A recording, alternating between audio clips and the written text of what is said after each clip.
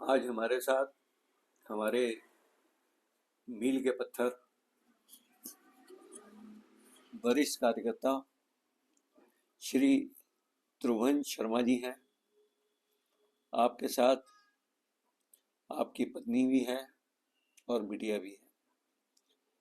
इस परिवार को इसलिए महत्वपूर्ण समझता हूँ मैं इस युग परिवर्तन की बेला में कि इसमें परिवार के हर एक सदस्य का इसके अंदर रोल रहा है। हर एक ने अपनी आहुति दी है। आप assistant bank manager Nainital district cooperative bank में थे, उससे आप रिटायर हुए हैं 2003 में। और मैं भाई साहब आपसे ये जानना चाहता हूँ कि आप गुरुदेव के विचारों से कब जुड़े और किस भावना से जुड़े, कैसे प्रेरित हुए? क्यों आप तो, मैंने सुना है कि आप तो जो है संत महात्माओं से बहुत दूर रहते थे। वैसे विधिवत जुड़ाव तो 1990 की श्रद्धांजलि समारोह से हुआ, लेकिन जो है उसके पहले ही मैं 1985 से ही पत्रिका पढ़ने लगा था। थोड़ा और वो प्रेम शंकर पांडे जी और मस्तराम शर्मा जी के माध्यम से मेरा जुड़ाव हुआ। सबसे पहला यज्ञ गल्ला मंडी में हुआ था, जैसे कि हमारे वरिष्ठतम समय के कार्यकर्ता श्री, और जो कि अब स्वर्गीय हो चुके हैं, डॉक्टर श्री राम यादव जी ने यज्ञ लिया था 1985 में। और इस यज्ञ से मुझे जो प्रेरणा मिली, जो हमें जो है भारतीय संस्कृति के बारे में जो मुझे जानकारी मिली और जो मैंने उसका स्वरूप देखा, उससे आप प्रेरित हो गए।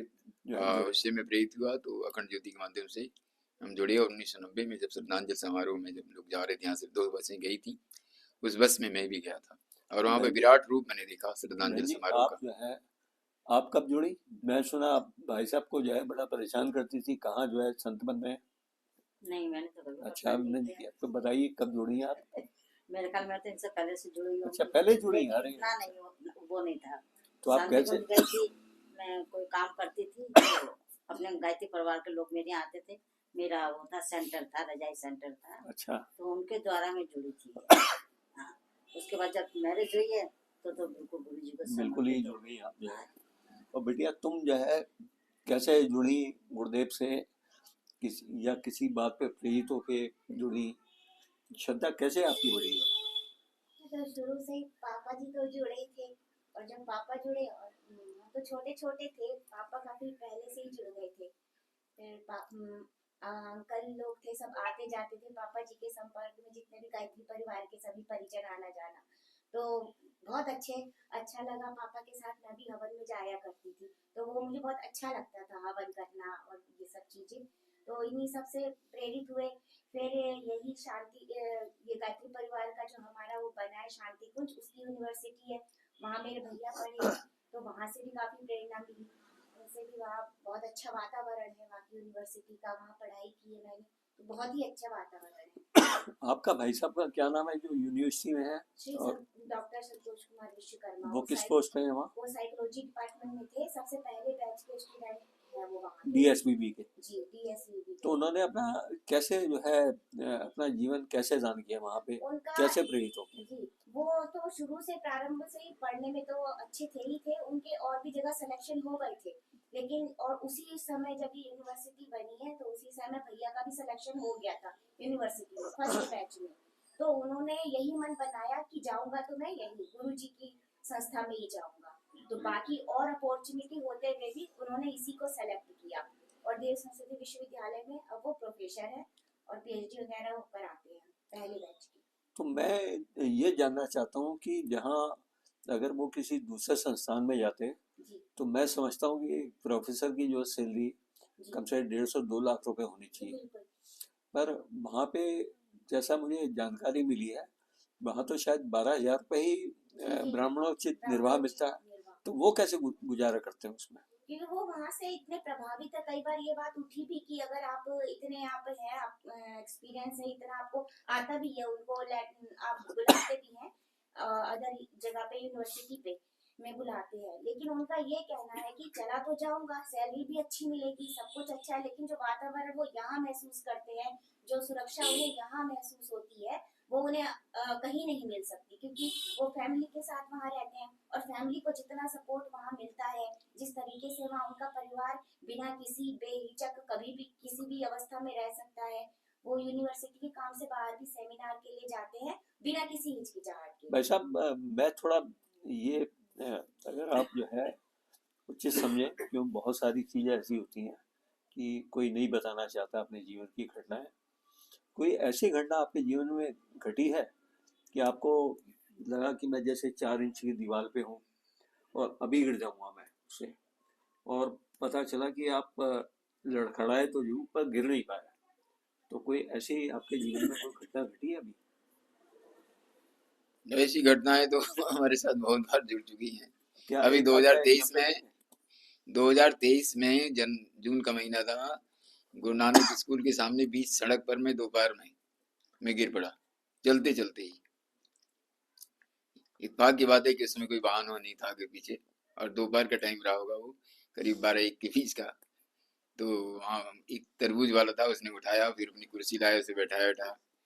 उसके बाद एक दिन मैं घर से निकला और यहाँ विद्या मंदिर पर गया, उसी महीने जून में ही, या जुलाई का महीना हो रहा होगा, फर्स्ट वीक। तो मैं यहाँ गिर पड़ा चौराहे पर। और एक बार मैं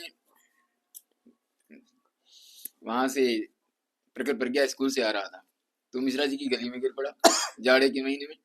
एक बार फिर मैं इधर से जा रहा था, फिर जैसे मिश्रा जी की गली से मैं मुड़ा तो वहां फिर मैं गिर गया। तो आपने डॉक्टर को दिखाया?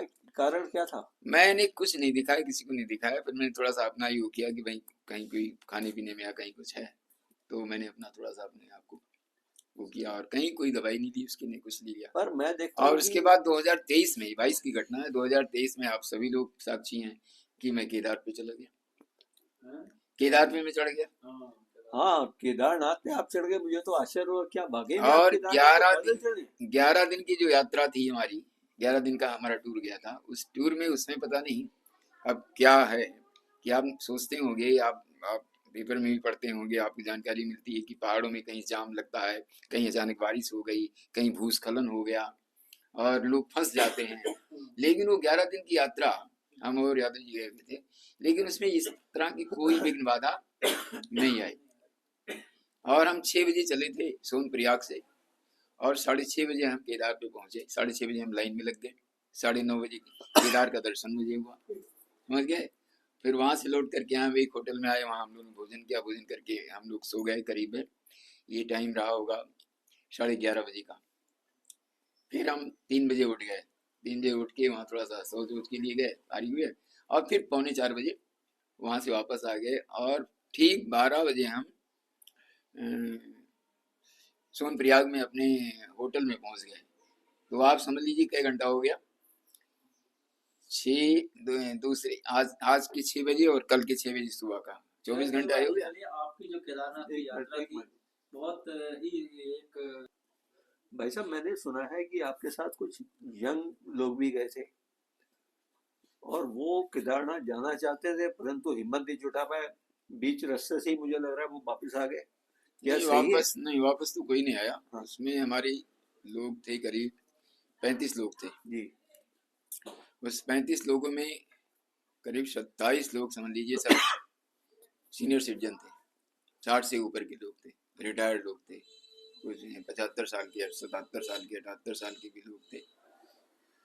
तो सोनप्रयाग में हम लोगों का जैसे हम लोग पहुंचना हुआ, वैसे उसने एजेंसी वाले ने बुलाया हम लोगों को, और हाथ जोड़कर उसने कहा कि भाई देखिए हेलीकॉप्टर का टिकट तो हमको नहीं मिल पाया, वहां जाकर बताया। अच्छा। अब ऐसी स्थिति में सब लोग बड़े अवाक हो गए, बड़ी नाराजगी हुई कि भाई आपने क्या किया है, हम कैसे जाएंगे। तो ये हुआ कि भाई अब तो बड़ा मुश्किल हो गया। फिर उसमें यंग तो मुश्किल से 4-5 लोग रहे होंगे, बाकी जो लोग थे भी वैसे भी वो भी 50 साल के लगभग ही थे, लेकिन 27 लोग तो सभी सीनियर सिटीजन थे। हाँ, 60 से ऊपर, 70 से लिया 80, 60 से 80 के बीच में लोग थे। तो उस समय यादव जी तो बेचारे जो है वो खाना वाना खा के और कंबल ओढ़ के लेट गए, और मैं भी डबल बेड था तो मैं भी इनके बगल में कंबल लेकर मैं भी लेट गया। हमारे साथ थे जगत सिंह भंडारी, अच्छा। चंपावत के रहने वाले थे, पति पत्नी दोनों थे, वो भी हमारे साथी थे। तो यादव जी को लेटते हुए तो उन्होंने कुछ नहीं किया। जैसे मैंने कंबल ओढ़ा तो उन्होंने कहा, अरे भाई साहब आप क्यों लेट रहे हो? मैंने कहा क्या करें, मैंने चारों धाम की यात्रा इनके भाई साहब के साथ किया, और ये आखिरी मेरी यात्रा, इस यात्रा की करने से हमारी चारों धाम की यात्रा भी पूरी हो जाएगी भारत के, और उत्तराखंड के भी चारों धाम हमारे हो जाएंगे, और ये भाई साहब की यात्रा अधूरी हो रही है, तो मैं भी लेट रहा हूँ, क्या करूं? नहीं, उन्होंने कहा नहीं आप नहीं लेटोगे, आप उठो, चलना आपको। और आप चढ़ लोगे हमारे साथ। और उनकी पत्नी भी बोल पड़ी, अरे वो तो अंकल मुझे कहती थी, ये जबकि वो भी 60-65 साल की हो भी थी, लेकिन वो अंकल कहती थी मुझे। तो वो कहती, अंकल जी आप मत लेटो, आप उठो। तो भाई साहब पता नहीं कहाँ से हमको क्या प्रेरणा मिली, कंबल फेंका मैंने, फिर मैंने वो पिट्ठू बैग था मैंने उठाया, उसमें तो सारे चल दिया। कपड़े वगैरह मैंने भरे, और सवेरे के लिए तैयार हो गया था। ये बहन जी थोड़ा आप मुझे बताएंगी, आपके जीवन में कोई ऐसी घटना घटी जो एक ऐसी घटना हो जो आपको हम आज भी याद हो कि भाई मेरे को जो है एक प्रोडक्शन मिला है गुरुदेव से मिलने पे, घटनाएं तो बहुत घटी है, तो कोई एक लेकिन गुरुजी ने सब पार लगाया। तो कोई ऐसी एक घटना हो आपके जीवन में? हाँ, थे मतलब मेरे मम्मी पापा एक्सपायर हो गए, अच्छा। उसके बाद में बहुत परेशानी, सुख भी आए दुख भी आए सब, लेकिन साइड से आप निकलते गुरुजी हाँ उसको सब करते रहे। संभालते मतलब कि क्या है, हम दीप यज्ञ भी करवाते हैं, एनिवर्सरी भी कराते हैं, और जितना सहयोग होता है उतना हम लोगों की अपनी टोली है, अपने गायत्री परिवार की टोली है। वो तो आपको रुद्रपुर नहीं पूरा जिला जानता है जी कि भाई साहब जो है और आप सारा दिन बेड पे रहते हो, तब हाँ तब रहते हो जब आप गुरुदेव के काम पे नहीं जाते। हाँ, मैं अस्पताल में एडमिट रही हूँ। और जब वो गुरुदेव के काम पे जाते हो आप तुरंत एकदम सीधे हो जाते हो, बिल्कुल फिट हो जाते हो, ये कोई बात बीमारी नहीं बिल्कुल रहती। सही है। ये तो मुझे पता है आपके हाँ, बारे में मेरे खासियत को है। थायराइड हो गया था अस्पताल में, कम से कम बरेली में 15-20 दिन वहाँ पे एडमिट रही हूँ मैं, फिर भी तबीयत ठीक नहीं रहती, फिर भी मैं गुरुदेव के वहाँ जितना होता है मैं काम में लगी रहती हूँ, और अपनी टोलियों को सबको लगाए रहती हूँ। भाई साहब तो 3-3 4-4 घंटे मंच पे बैठ के कार्यक्रम लेते हैं, मैं तो जो है आश्चर्यचकित रह जाता हूँ कि इस एज के अंदर आप इतना कार्य कर रहे हैं गुरुदेव का, ये एक बहुत बड़ी बात है। वहाँ ऐसा लगता ही नहीं हम अस्वस्थ हैं, बिल्कुल वहाँ स्वस्थ रहते हैं, बिल्कुल ठीक रहती हूँ मैं, बिल्कुल घर में बीमार रहूंगी लेकिन वहाँ जाकर मंच पे जाकर बिल्कुल ठीक रहती हूँ मैं। गुरुदेव का कोई भजन सिर्फ 2 मिनट के लिए आप सुना सकती हैं क्या? बिल्कुल सुना देंगे, सुनाइए। डायरी में। 3 धन्य है जिंदगी ये हमारी, नाथ पाकर सहारा तुम्हारा, धन्य है जिंदगी ये हमारी, नाथ पाकर सहारा तुम्हारा, हे प्रभु द्वार पर हम खड़े हैं, शेष जीवन है सारा तुम्हारा, हे प्रभु द्वार पर हम खड़े हैं, शेष जीवन है सारा तुम्हारा, धन्य है जिंदगी है हमारी, नाथ पाकर सहारा तुम्हारा, धन्य है जिंदगी है हमारी, नाथ पाकर सहारा तुम्हारा, हर तरफ था भयंकर समुंदर, जीती नाथ जीवन की नैया, हर तरफ था भयंकर समुंदर, जीती नाथ जीवन की नैया, क्या पता ये कहाँ डूब जाती, क्या पता ये कहाँ डूब जाती, जो न मिलता किनारा तुम्हारा, क्या पता वे कहाँ डूब जाती, जो न मिलता किनारा तुम्हारा, धन्य है जिंदगी ये हमारी, नाथ पाकर सहारा तुम्हारा। कामना है तुम्हें जिंदगी में, सुन सके जागते और सोते। कामना है तुम्हें जिंदगी में, सुन सके जागते और सोते।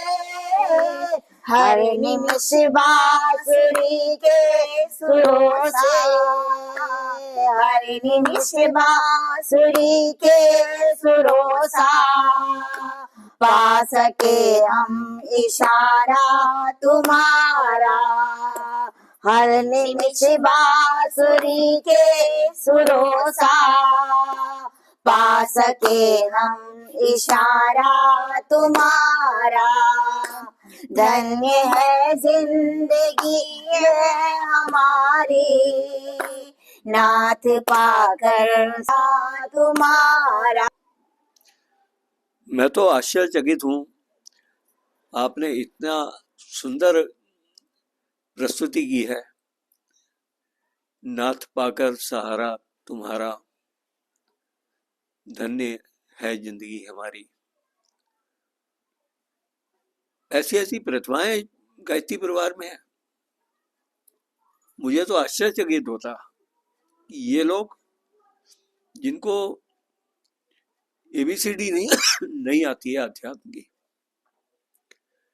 गाना नहीं आता, और वो गुरुदेव के लिए इतने समर्पित हैं कि वो सब कुछ कर ले रहे हैं। आज मैं इससे प्रेरणा ले रहा हूँ, आगे मैं प्रयास करूंगा मैं भी कुछ कार्य कर सकूं। बहुत बहुत धन्यवाद।